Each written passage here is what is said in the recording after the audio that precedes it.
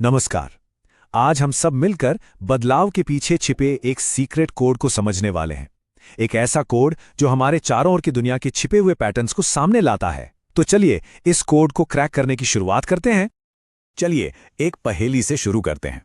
मान लीजिए एक किसान के पास 40 मीटर की बाड़ है।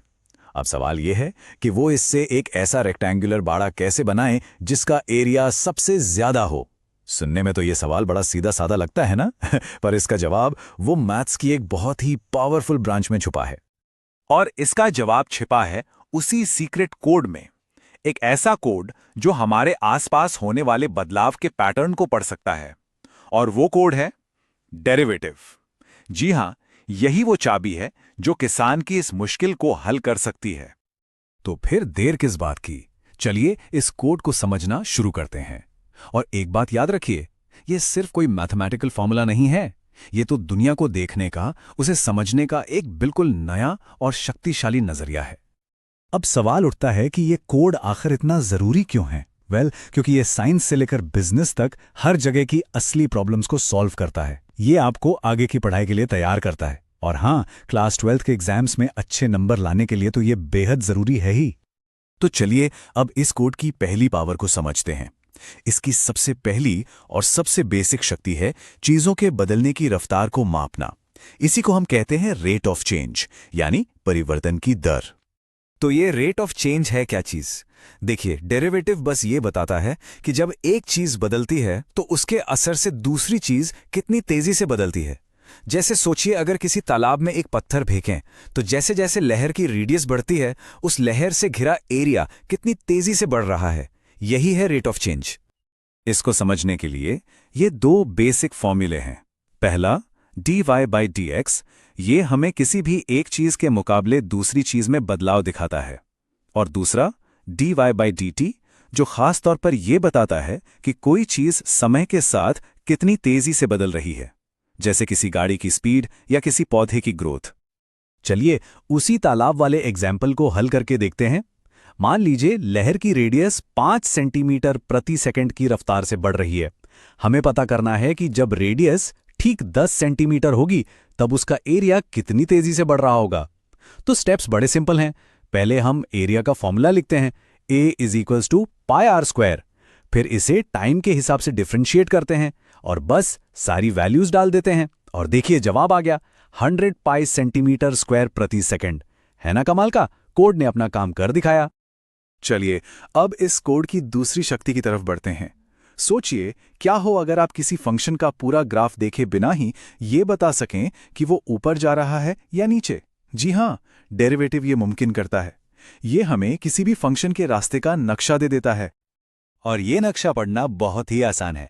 रूल बस इतना सा है, अगर डेरिवेटिव यानी f' की वैल्यू पॉजिटिव है तो इसका मतलब है कि फंक्शन ऊपर की ओर जा रहा है, यानी इंक्रीजिंग है।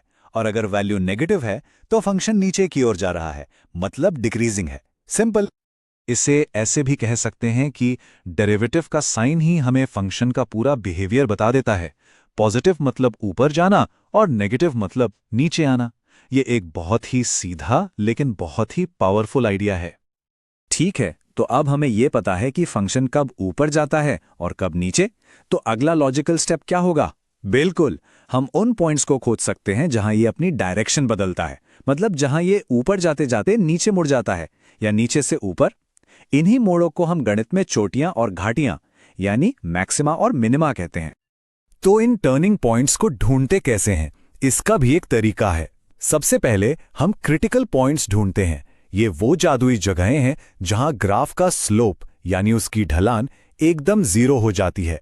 एक बार ये मिल गया तो हम छोटे मोटे टेस्ट करके ये कंफर्म कर लेते हैं कि वो पॉइंट एक चोटी है या घाटी। ये पूरा प्रोसेस बहुत ही सिस्टमैटिक है। और ये सब हमें इस कोड की सबसे बड़ी, सबसे अल्टीमेट पावर तक ले आता है, और वो है ऑप्टिमाइजेशन।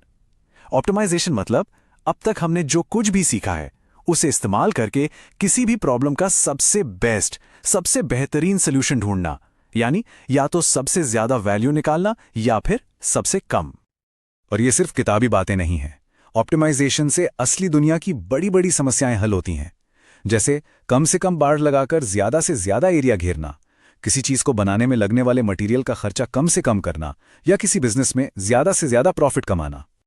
अब याद है वो किसान वाली पहेली जो हमने शुरू में देखी थी? चलिए अब उसे हल करते हैं। हम क्या करेंगे, एरिया को चौड़ाई यानी W के फंक्शन के तौर पर लिखेंगे। A ऑफ W बराबर 20W माइनस W²। फिर इसका डेरिवेटिव लेकर क्रिटिकल पॉइंट ढूंढेंगे और वो आता है W बराबर 10 पर। सेकंड डेरिवेटिव टेस्ट से ये भी कंफर्म हो जाता है कि ये एक मैक्सिमम है। इसका मतलब सबसे ज्यादा एरिया के लिए बाड़ा 10 मीटर लंबा और 10 मीटर चौड़ा यानी एक स्क्वायर होना चाहिए। देखा, कोड ने चुटकियों में प्रॉब्लम सॉल्व कर दी। तो देखा आपने डेरिवेटिव्स का ये कोर्स कितना पावरफुल है।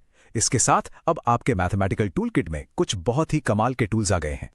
तो अगर हम फटाफट से रिकैप करें तो हमने इस कोड के 3 मेन पावर्स को समझा है। पहली, रेट ऑफ चेंज यानी बदलाव की रफ्तार को मापना।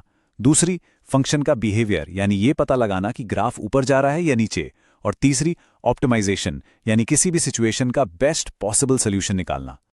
और सबसे जरूरी बात यह है कि ये एप्लीकेशन सिर्फ मैथ्स नहीं है, ये प्योर मैथ्स को असल जिंदगी की प्रॉब्लम सॉल्विंग से जोड़ते हैं। और यही स्किल न सिर्फ एग्जाम्स के लिए बल्कि आगे की पढ़ाई और करियर के लिए भी बहुत जरूरी है। तो अब जब ये कोड क्रैक हो चुका है तो असली सवाल ये है कि अब इससे अगली कौन सी प्रॉब्लम सॉल्व होगी। ये पावर अब आपके पास है।